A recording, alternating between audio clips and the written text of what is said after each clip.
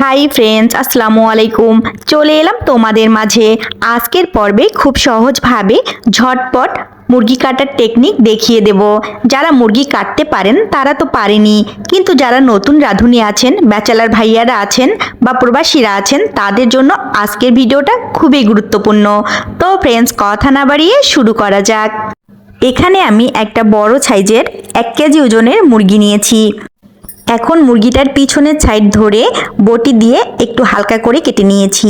টান দেওয়ার সাথে কিন্তু দুইটা অংশ ভাগ হয়ে গেছে। তোমরা দেখেই বুঝতে পারলে আমি কিভাবে করলাম কাজটা।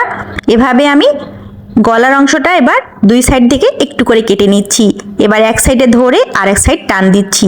দেখো, পুরো অংশটা কিন্তু খুলে এসেছে। এবার পিস করে কেটে নিয়েছি। আর মুরগি কাটতে গিয়ে সবচেয়ে বেশি ঝামেলা পোহাতে হয় এই গিলা কাটতে গিয়ে। অনেকে এটা সঠিকভাবে কাটতে পারে না।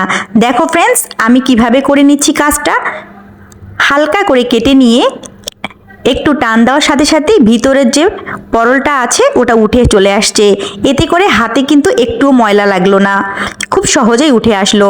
এবার আমি যে সাদা অংশটা দেখা যাচ্ছে সেটা আমি উঠিয়ে ফেলবো। দেখো ফ্রেন্ডস, আমি তুলে নিয়েছি। দেখতে কিন্তু এখন সুন্দর লাগছে। অনেকে এই কাজটা করে না, কিন্তু তোমরা চাইলে করে নিতে পারো। এখন গিলাটাকে আমি ফুল করে কেটে নিয়েছি। এখন আমি পাগুলোকে কেটে নেব।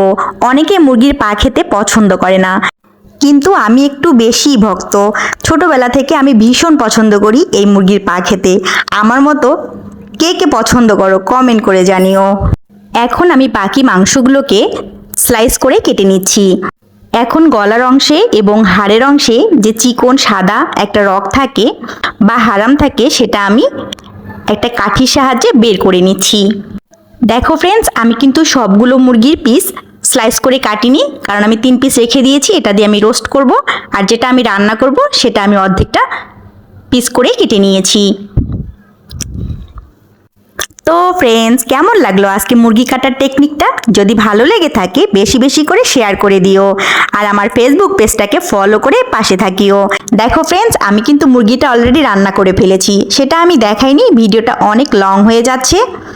তো ফ্রেন্ডস, দেখো কতটা সুন্দর আর কতটা পারফেক্ট কালার চলে আসছে, তাই না ফ্রেন্ডস? এরকম নিত্য নতুন রেসিপিগুলো পেতে আমার ইউটিউব চ্যানেল নূর পাখি রান্নাঘর থেকে ঘুরে আসতে পারো। যদি আমার রেসিপিগুলো ভালো লাগে অবশ্যই চ্যানেলটাকে সাবস্ক্রাইব করে পাশে থাকবে। তো ফ্রেন্ডস, আজ এই পর্যন্তই। আগামীতে দেখা হবে নতুন কোনো রেসিপি নিয়ে। ততক্ষণ পর্যন্ত সবাই ভালো থাকো, সুস্থ থাকো, সুন্দর থাকো, আর আমার চ্যানেলের সাথেই থাকো। সবার জন্য শুভকামনা ও দোয়া রইল। আল্লাহ হাফিজ।